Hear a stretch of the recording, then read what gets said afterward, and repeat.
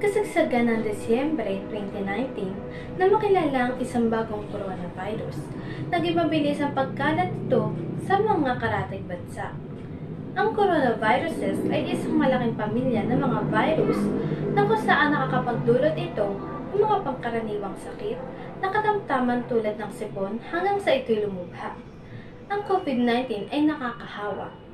Ito'y kumakalat sa hangin sa pamamagitan ng pag-ubo o pagbahing ng isang taong may COVID-19 at paghawak sa mga kontaminadong bagay. Nagmula ang outbreak ng COVID-19 sa Hunan Seafood Market sa Wuhan, China, na kung saan nagbebenta ito ng mga buhay na hayop tulad ng paniki, palaka, atahas at iba pa. Naging mabilis ang pagkahawa ng nasabing sakit na umabot ng mahigit 50 na katao.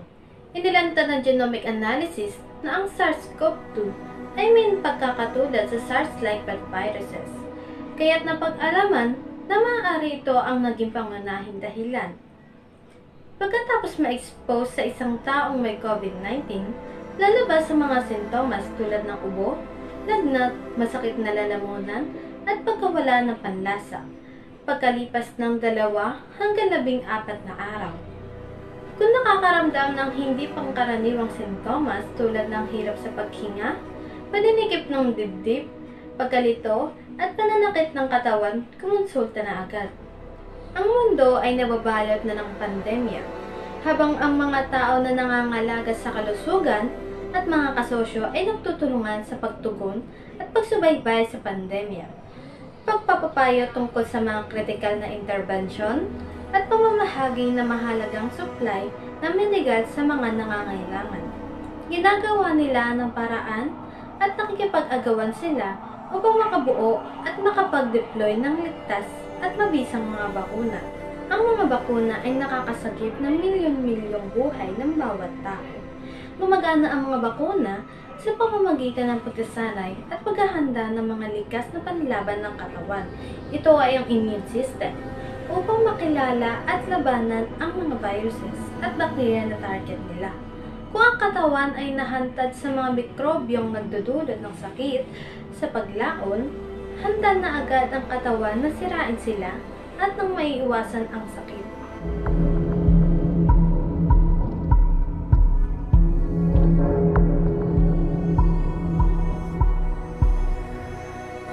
Ano nga ba ang COVID-19 vaccine? Ang bakunang COVID-19 ay isang bagay na makakatulong sa isang tao na maitaguyod ang kaligtasan ng kalusugan sa isang nakakahawang sakit. Gumagana ito sa pamamagitan ng sadyang pagpapakilala sa katawan ng isang hindi aktibong anyo ng isang mikrobyong nagdudulot na sakit o isang bagay na katulad nito. Pagkatapos ay pinasisigla nito ang paggawa ng mga immune system ng katawan, ang mga protina na makakatulong upang maprotektahan ang tao mula sa isang impeksyon sa hinaharap kung sakaling makita niya ang totoong mikrobyo. Sa kaso ng coronavirus, isang bakuna ang gagawin ang isang tao na lumaban sa isang impeksyon mula sa virus at sakit na dulot nito o COVID-19. Hindi bababa sa nagbibigay daan sa isang taong nahawaan na magkaroon ng isang mas maikling na pulso o hindi gaanong maraming mga komplikasyon. At upang magkaroon tayo ng dagdag idea patungkol sa bakunang ito, mayroon itong mga benepisyong kalamangan kung ano ang magiging advantage nito kung sakaling tayo ay mabakunahan. Una, ang mga bakuna sa COVID-19 ay maingat na sinusuri sa mga klinikal na pagsubok at binibigyan ng pahintulot kung gagawin nila itong medyo mas malamang na makakuha ka ng COVID-19. Batay sa kung ano ang alam namin tungkol sa mga bakuna para sa iba pang mga sakit, naniniwala ang mga eksperto na ang pagkuha ng isang bakuna sa COVID-19 ay maaaring makatulong na maiwasan ka na magkaroon ng malubhang sakit kahit na nakakuha ka ng COVID-19. Pangalawa, ang pagpapabakuna sa iyong sarili ay maaari ring maprotektahan ang mga tao sa paligid mo, partikular ang mga taong may mas mataas na peligro para sa matinding karamdaman mula sa COVID-19. Patuloy na nagsasagawa ng maraming pag-aaral ang mga eksperto tungkol sa epekto ng pagpapabakuna ng COVID-19 sa kalubhaan ng karamdaman mula sa COVID-19, pati na rin ang kakayahang panatilihin ang mga tao mula sa pagkalat ng virus na sanhi ng COVID-19. Pangatlo, ang pagpapabakuna ng COVID-19 vaccine ay magiging isang mas ligtas na paraan upang makatulong na bumuo ng proteksyon. Ang COVID-19 ay maaaring magkaroon ng mga seryosong nagbabanta sa buhay na mga komplikasyon at walang paraan upang malaman kung paano makakaapekto sa iyo ang COVID-19. At kung magkasakit ka, maaari mong ikalat ang sakit sa mga kaibigan, pamilya at iba pa sa paligid mo.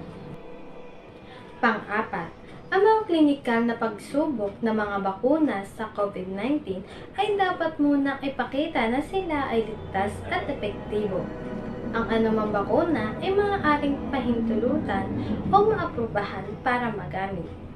Ang kilala at potensyal na mga benepisyo ng isang bakuna sa COVID-19 ay dapat na higit sa kilala at mga potensyal na peligro ng bakuna para magamit sa ilalim ng kilalang bilang isang Emergency Use Authorization. At ng huli, ay ang pagpapabakuna ng COVID-19 vaccine ay magiging isang mahalagang tool upang matulungan na itigil ang pandemya. Ang pagsuot ng mga mask at paglayo ng panlipunan ay makakatulong na mabawasan ang iyong pagkakataong malantad sa virus o maikalat ito sa iba. Ngunit ang mga pamamaraang ito ay hindi sapat. Ang mga bakuna ay gagana sa iyong immune system kaya handa itong labanan ang virus kung malantad ka. Iyan lamang ang ilang impormasyon na magiging benepisyo sa ating mga Pilipino kung tayo mabakunahan ng COVID-19 vaccine. Kailan nga ba magagamit ang bakuna sa COVID-19? Ang gobyerno ay kasalukuyang nasa advance ng yugto ng negosasyon sa iba't ibang mga tagalikha ng bakuna. Inaasahan namin na ang unang supply ng bakuna ay darating sa taon ng 2021. Hindi pinag-uutos ang pagpapabakuna, ngunit lubos na hinihimok ng gobyerno ang publiko na magpabakuna at maprotektahan laban sa may iwasang sakit. Kaya sa darating na araw na mababakunahan na ang mga Pilipino, ang magiging posibleng epekto ng isang bakuna ay ang pagkakaroon ng karamdaman na sakit, pamumula, kati o pamamaga sa lugar na pag-i-injeksyon na maaaring tumagal ng ilang oras, lagnat, pakiramdam ng kahinaan o pagkapagod, sakit ng ulo, pagkahilo, pagtatae o pagduwal. Kumonsulta sa pinakamalapit na profesional sa pangangalaga ng kalusugan kung nakakaranas ka ng alinman sa mga nabanggit. Sa pagpapabakuna ng COVID-19 vaccine, ang mga aring unang makakuha ng bakuna ay ang mga frontline health workers, mga senior citizen, indigent people, at kinipirmadong tauhan na mga pangunahing pangkat na mababakunahan. Bakit nga ba sila ang dapat unahin? Sa kadahilanan, meron lamang limitasyon ang bakuna at sa paunang limitadong supply, ang mga manggagawa sa ulahan at unipormadong tauhan ay nauna dahil mayroon silang mas mataas na peligro na malantad habang nasa tungkulin at payagan silang patuloy na tuparin ang kanilang mga tungkulin sa kapwa pampubliko at pribadong sektor. Ang mga nasisirang grupo tulad ng mga matatanda at ang indigent na populasyon ay inuuna ang pagkabay ng prinsipyo at pagkakapantay-pantay. Sa huling impormasyon tungkol sa COVID-19 vaccine ay ang magiging epekto nito sa ating mga tao, lalo na mga matatanda. Ang pagiging epekto nito ay mas magkakaroon sila ng karagdagang lakas at makakaramdam din sila ng sapat na kaligtasan kung mababakunahan sila o tayo ng COVID-19 vaccine. dahil ang mga bakuna sa COVID-19 na ipinagkaloob sa Emergency Use Authorization ng Food and Drugs Administration ay itinuturing na ligtas at epektibo batay sa magagamit na ebidensya hanggang ngayon.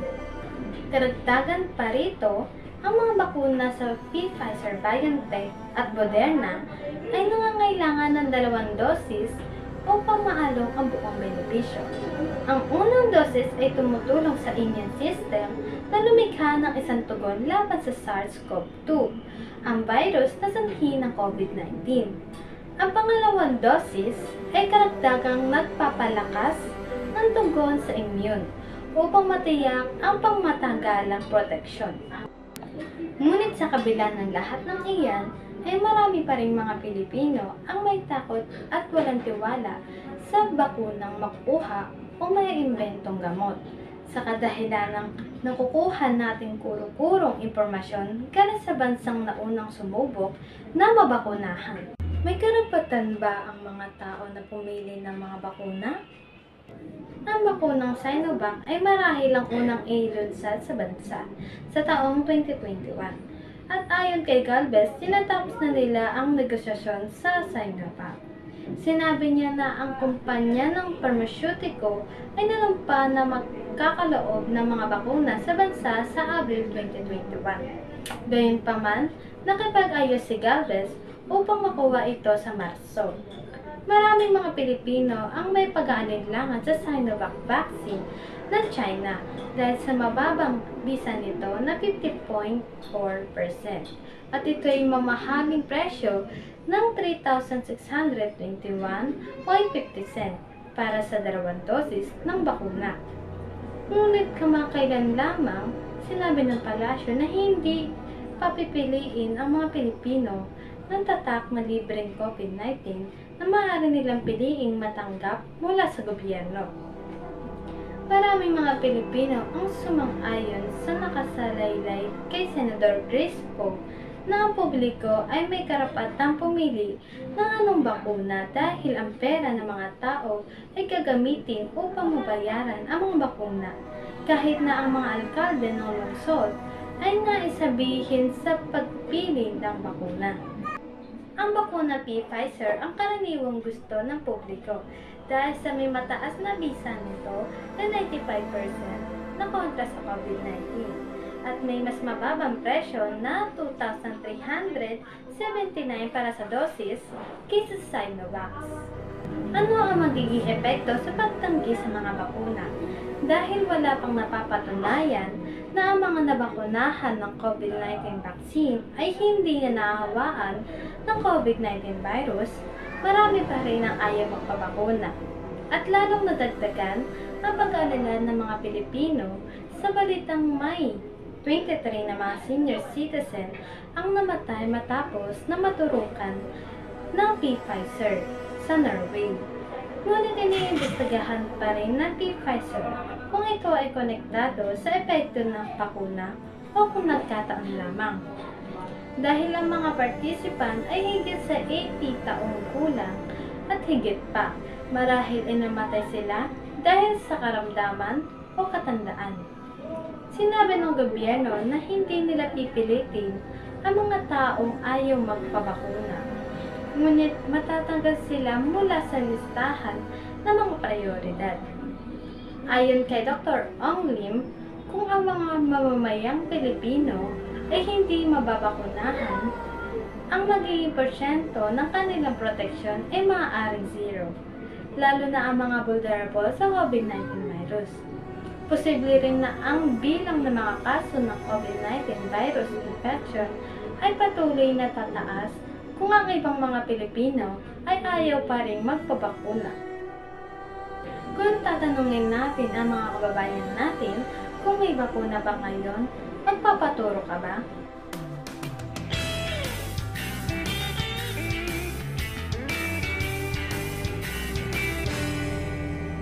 Sa tingin ko kung proven and tested na ng gobyerno, pwede naman magpabakuna na. Sa tingin ko, hindi muna ako magpapabakuna pag meron ng vaccine ng COVID-19 sa ating bansa. Dahil marami pa rin akong nababasa sa mga articles, nakikita sa mga balita na hindi ito effective at marami ding namamatay pag binabakunahan nito. Sa tingin ko hindi eh. Kasi alam ko sa sarili ko malakas naman ang immune system ko eh. Sa tingin ko, hindi muna. Kasi kailangan ko muna magpakonsulta sa doktor. Kailangan kong alamin kung meron akong allergy sa mga vaccine katulad ng pabakuna sa COVID-19. Sa tingin ko, hindi ako magpapa-vaccine. Dahil sa takot din ako eh. Hindi ako magpapaturo kasi delikado. Tsaka wala pa naman talagang result na okay yung vaccine natin, kaya hindi. Tutulong ako. Hindi ako magpapaturo.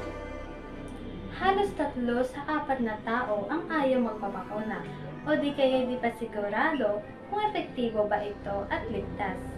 Ayon sa Okta Research Team, 47% ang hindi sigurado, 28% naman ang ayaw, at 25% naman ang may gusto. Ayon sa Okta Research, crucial ito dahil sa naging issue ng DecBank siya, at ang isang pang-issue ay kung affordable ba ito. Ang pagtanggap ng bakuna sa COVID-19 sa Pilipinas.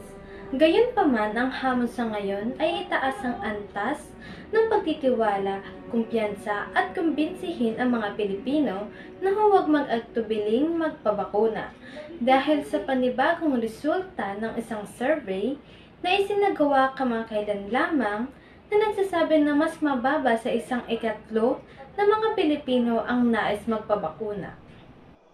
Ang kamakailan lang ang pambansang survey ng Pulse Asia Incorporation na isinagawa mula Nobyembre 23 hanggang Disyembre 2, 2020 ay ipinapakita na halos 1/3 o 32% lamang ng 2,400 na Pilipinong may edad 18 pataas na naisuri ay nais na makilala ng mga gamot.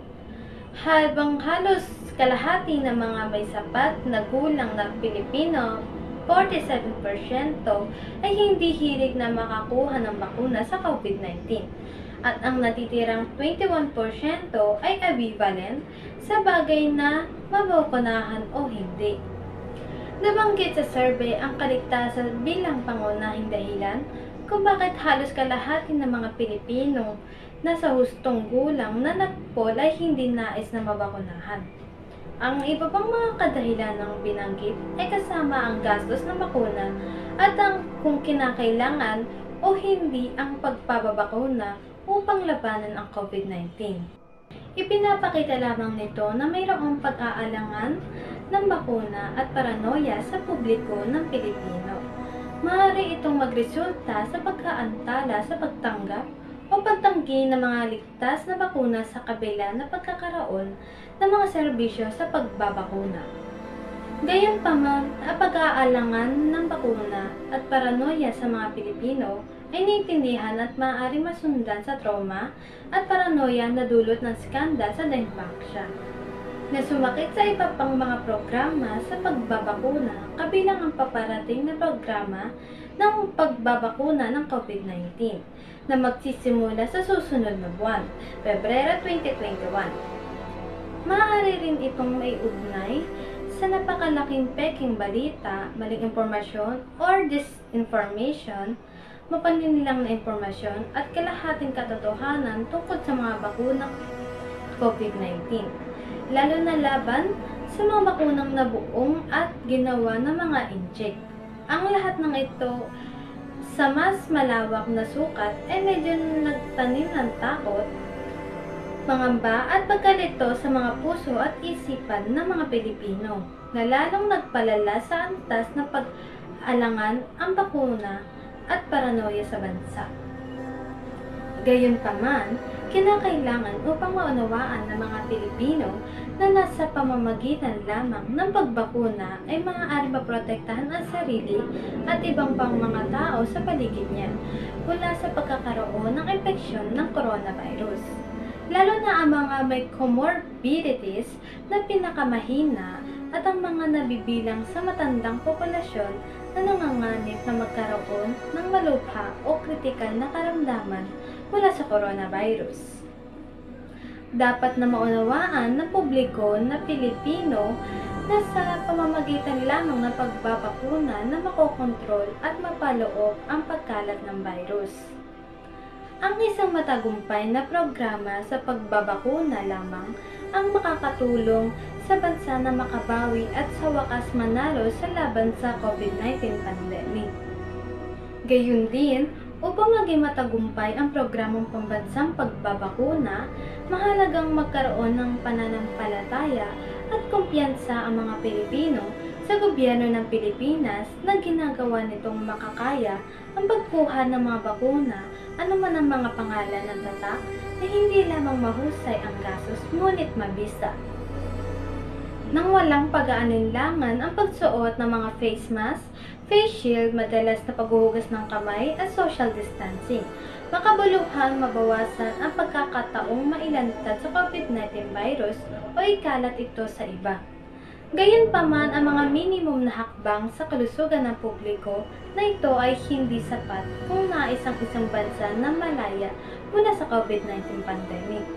Ang isang bakuna sa COVID-19 ay may kakayahan kung nais ng Pilipinas na manalo sa laban ng coronavirus pandemic. Ang kombinasyon sa pagbabakuna at pagmamasid sa pinakamaliit na mga hakbang sa kalusugan ng publiko laban sa COVID-19 ay ang pinakamahusay na paraan upang malaya ang proteksyon laban sa COVID-19 at paraan pagsulong upang manalo sa laban sa nakamamatay na pandemikong ito. Sa makatwid, hindi lamang dapat suportahan ng mga Pilipino, ngunit ang pinakamahalagang lumahok sa pambansang programa ng pagbabakuna ng gobyerno ng Pilipinas laban sa COVID-19, sapagkat ito ang mas ligtas na paraan upang maniyak at mabuo ang proteksyon sa mga Pilipino. Ang bakuna ng COVID-19 sa ngayon ay ang pinakamabuhay at tanging potent na tool na magagamit sa ngayon na makakatulong na itigil ang pandemya. Ang Moderna, US National Institute of Health tulad ng Pfizer, ang Moderna ay naanunsyo ng maaasahang mga resulta para sa bakuna nito, na sinasabi na halos 95% ang epektibo. Ang kumpanya ay may deal na magbigay ng dosis sa US, Europe, Canada, Japan at Qatar. Samantala nag-apply ito para sa emergency authorization sa US FDA. Sinabi ni Galvez na ang pamahalaan ay nasa usapan upang masiguro ang 20 milyong dosis na bakuna ng Moderna na nahahati sa kalahati sa pagitan ng gobyerno at pribadong sektor. Ang Sinovac o tinatawag na CoronaVac Phase 3 and result trials ay hindi pa inihayag, ngunit ang paunang data ay nagpakita na ang bakuna ng Sinovac ay nagpalitaw ng mabilis na pagtugon sa immune sa pamamagitan ng pagbibigay ng 2 dosis sa 14 na araw na agwat.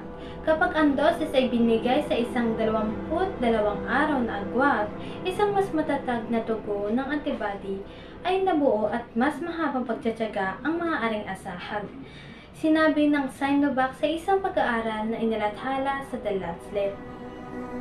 Noong nakaraang Hulyo, binigyan ng China ng pag-aproba ng emerhensiya ang Sinovac para sa limitadong paggamit. Ang Gamaleya Research Institute ay ang pangatlong kumpanya na nag-apply para sa pag-aproba ng emerhensiya sa Pilipinas. Sinabi ng General Director ng FDA na si Eric Domingo na naghihintay ang FDA ng kawalan ng mga dokumento bago ito lumipat sa isang buong pagsusuri ng bakuna. Pangunang mga resulta mula sa pagsubok sa Phase 3 ay ipinakita na ang bakuna ay may 92% na rate na pagiging epektibo. Binigyang diin ng mga siyentista ang pangangailangan para sa karagdagang pagsubaybay dahil ang mga paunang natuklasan ay batay sa isang pagsusuri ng 20 mga kaso ng COVID-19 na natagpuan sa mga pasyente ng pagsubok. Sa kaibahan, ang mga resulta mula sa Pfizer at Moderna ay batay sa halos 95 mga kalahok na nakakuha ng COVID-19. Tulad ng AstraZeneca at Sinovac, kailangan pa rin i-publish ng Gamaleya ang mga natuklasan nito sa isang peer-review na pang-agham na journal. Sa ngayon, wala pang inuulat na mga issue sa kaligtasan. Ang bakuna ay naaprubahan para sa maagang paggamit sa Russia, habang ang kasunduan ay nagawa upang maibigay ang dose sa Brazil, India, Argentina at Mexico, bukod sa iba pa. Ang Johnson & Johnson vaccine ng Janssen Pharmaceuticals Incorporation ay noong Disyembre 28, 2020, inaprubahan ng FDA ang aplikasyon ng kumpanya na magsagawa ng phase 3 na clinical trials sa Pilipinas. Hindi tulad ng karamihan sa iba pang mga bakuna, ang bakuna ng Johnson & Johnson ay nangangailangan lamang ng isang dosis. Gayunpaman, sinabi ng kumpanya na ilulunsad nito ang pangalawang pagsubok sa phase 3 upang pag-aralan ang mga epekto ng 2 dosis na binigyan ng 56 na araw na agwat. Walang paunang resulta mula sa phase 3 na pagsubok na inilabas. Noong nakaraang October 12, na-post ng kumpanya ang paglilitis nito upang tumingin sa isang masamang reaksyon sa isang kalahok. Ipinagpatuloy nito at inanunsyo ang mga plano na magdunsad ng pangalawang paglilitis upang maobserbahan ang mga epekto ng pagbibigay ng mga voluntaryo ng 2 dosis sa halip na isa. Sinabi ng US na magbabayad ito ng $1 bilyong para sa 100 milyong dosis kung naaprubahan ng bakuna. Habang sinabi ng European Union na ilalabas nito ang pera para sa 200 milyong dosis. Global Biopharmaceuticals, ang kumpanya ay nag-apply para sa phase 3 na clinical trials sa lalawigan. Sinasuri ng FDA ang aplikasyon nito matapos na i-endorse nito ang panel ng eksperto sa bakuna at board ng etika. Inihayag ng kumpanya na nais nitong simulan ang phase 2 at 3 na mga pagsubok sa pagtatapos ng 2020. Kung napatunayan na ito ay ligtas at epektibo, sumang-ayon ang kumpanya na ang bakuna ay magagamit din para sa pagkuha at paglalaan sa pamamagitan ng pasilidad ng COVID-19 Vaccine Global Access Facility. Sinopharm, ang kumpanya ay nauna naman nagpahayag ng interes sa pagsagawa ng mga pagsubok sa Pilipinas. Ngunit sinabi na sa halip ay dumiretso ito sa pag-secure sa isang kasunduan upang maibigay ang dosis sa bansa. Ang bakuna na binuo ng Sinopharm ay kabilang sa mga sinabi ni Galvez na interesado ang gobyerno na bumili kung ito ay naaprubahan ng FDA. Lalo na't sinabi ng mga opisyal ng kumpanya na maaari itong magamit mula sa 60 hanggang 90 na araw pagkatapos na matapos ang isang kasunduan. Ang kumpanya ay nagsagawa ng mga pagsubok sa phase 3 sa maraming mga bansa kabilang ang United Arab Emirates, kung saan kabilang ang mga Pilipino sa mga lumahok. Ang mga natuklasan mula sa phase 1 at 2 na pagsubok ay ipinakita na ang bakuna ay gumawa ng mga antibodies, habang ang ilang mga voluntaryo ay nakakaranas ng mga epekto tulad ng lagnat. Sinabi ng kumpanya na walang seryosong masamang mga pangyayari ang naiulat. Parehong inaprubahan ng UAE at China ang bakuna para sa limitadong paggamit. Hanggang noong Nobyembre, sinabi ng kumpanya na halos 1 milyong katao na sa China ang nakatanggap na ng pang-eksperimentong bakuna. Humihingi din ito ng pag-aproba upang i-market ang mga bakuna nito sa China, kahit na hindi pa nakakumpleto ang mga pagsubok sa phase 3. Habang hindi pa advance sa pag-unlad nito kumpara sa mga nakalista sa itaas, ang mga pambansang siyentipiko at eksperto sa kalusugan ay interesado na suriin ang maraming iba pang mga potensyal na COVID-19 vaccine.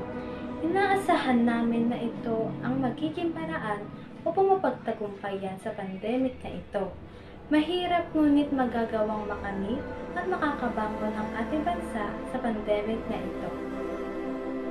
The Untrust of Filipino Over the Vaccine o Kawalan ng Tiwala ng mga Pilipino mula sa Vaccine. Isang dokumentaryo ng